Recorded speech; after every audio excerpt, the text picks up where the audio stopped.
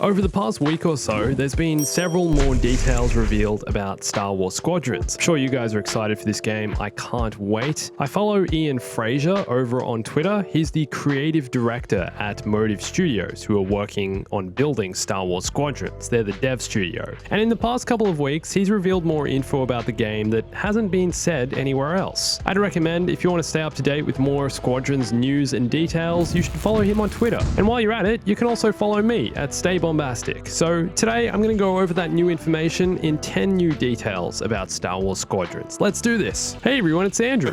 Okay, so first up, it's been revealed that Star Wars Squadrons will work with VoiceAttack on PC. Now, if you don't know what VoiceAttack is, it's basically a third-party software which allows you to control games with your voice. And I know some of you were asking if this kind of feature would actually be built into Squadrons. For example, if you want to switch all power to shields, you can create a custom voice command like R2 power to shields, and the game will press that button for you and perform that function. It's like using a controller with your voice. It's probably the best way to describe it. And although this feature won't be built into Squadrons itself, VoiceAttack works with the game, and this will give you an even more immersive experience, especially when playing in VR. You could get even more creative with it and say things like, "There's a fighter on my tail," which you could use to direct shields to the back. Or, "This is where the fun begins," for switching power to blasters, stuff like that. But it's all about creating that immersive Star Wars experience, feeling like you can talk to your astromech and just be fully engaged in the starfighter and like you're sitting in the cockpit. And more of the details on this list are also going to enhance this experience. Next up, I know a lot of people have been wondering about HOTAS support for Squadrons. HOTAS stands for Hands on Throttle and Stick, which is one of these, a joystick and throttle setup.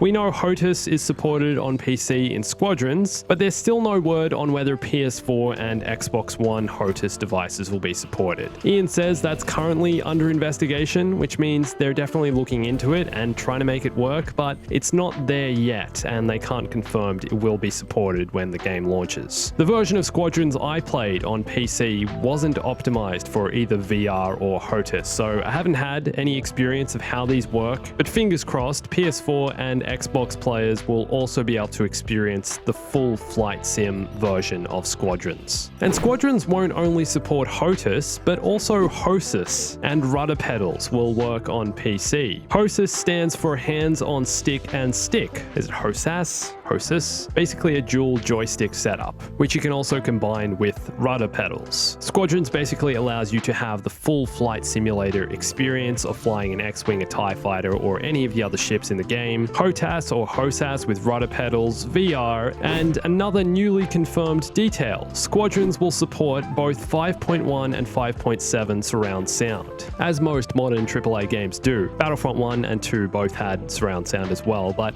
I think in Squadrons it'll make a lot more of a difference, especially combining with VR and HOTAS. You'll feel like you're actually in a cockpit. You'll be able to hear ships flying in all directions around you and feel the battle around you. I can't wait to just be flying an X-Wing and see a TIE fighter whiz by and watch it in my VR headset as it goes by and actually hear the sound of it tearing through space as it flies by my ship. Flying through explosions, I think, is going to be another amazing thing. When you see something explode in the distance and you hear that sound a bit in front of you, and then you can fly through it and hear what's left of the rubble of that ship. It's immersive small moments like these that I think are going to be incredible in VR with a headset and also with HOTAS for that full flight sim experience. That's what this is all about. Now, in terms of VR, if you're considering buying a VR headset to play Squadrons but don't know which one to get, the Squadrons devs don't have a specific recommendation. EA aren't really saying which headsets are supported at the moment and which won't, but it seems like most, if not all, VR headsets will be compatible with Squadrons on PC. But if you want to buy one, I'd recommend doing a bit of research based on your PC setup and what you want out of the headset. EA also recommends looking for one based on your budget and how much you'd be willing to spend, because you can get cheaper ones and much more expensive ones. I personally have the Oculus Rift S, which isn't the latest and greatest, but is still one of the better headsets out there from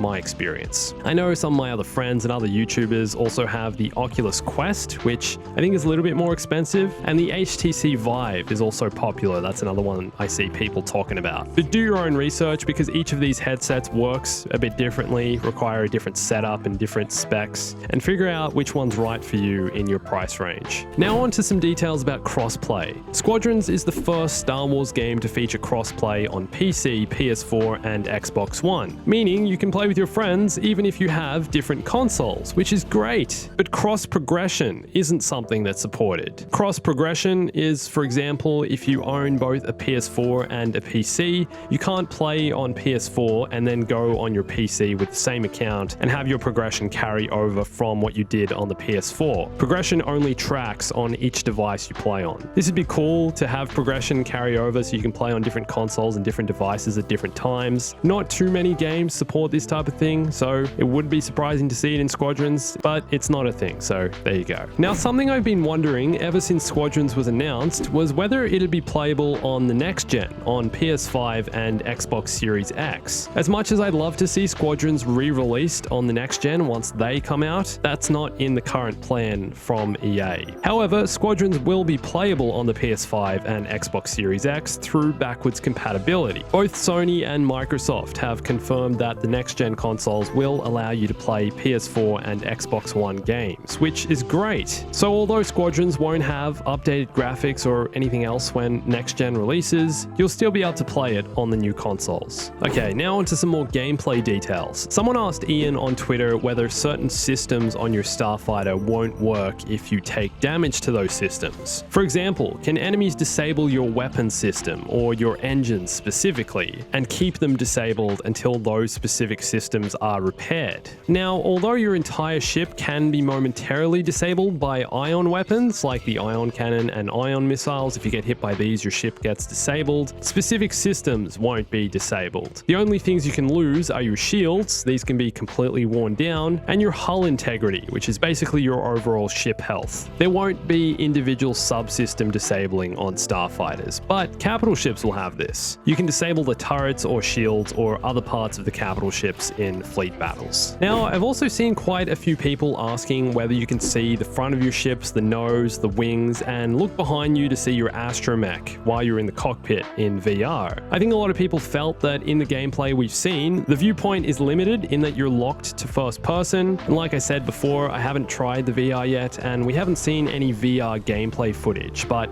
in VR, yes, you will have full range of motion around your cockpit. You'll be able to turn your head to look out the window, look behind you, and see your astromech, and everywhere else around you, at your feet. There are a few wallpaper banners released on the Squadrons website which show what the X-Wing and TIE Fighter seats and cockpits look like, so maybe these can give you a better idea of what it looks like to look behind you. But yes, you will be able to see the front of your X-Wing and lots more. And I'm pretty sure that when you're not playing in VR, there's also controls to look around your cockpit using the controller and mouse. I didn't get to test these while playing, but I'm pretty sure it's a thing. I'm pretty sure there's a camera button you can press that allows you to look around. And honestly, for everyone saying your field of view is so limited, you get used to the first person very quickly. The game is built for first person, and it feels very different to Starfighter Assault in Battlefront 2. It's nowhere near as limiting, and the collisions make a big difference. The fact there's no insta-death when you hit a tiny piece of space debris. This is a game changer and really makes the game feel different. Space collisions, man, I love this. Bouncing off rocks and everything. There's also been a bit of discussion and concern around Squadrons only having two game modes, dogfights and fleet battles. And I think some people are concerned this will make the game feel too small and repetitive. Ian's idea behind this was to do two things really well, rather than three or four things just well or okay. In a recent interview with Games Radar, Ian talked about how Squadrons is a very focused game. Although it may seem small, the amount of work and development that have been put into the two game modes have made Squadrons a refined experience. He said this game is very focused. This is a Star Wars space pilot fantasy game, and it's not trying to be all things for all people.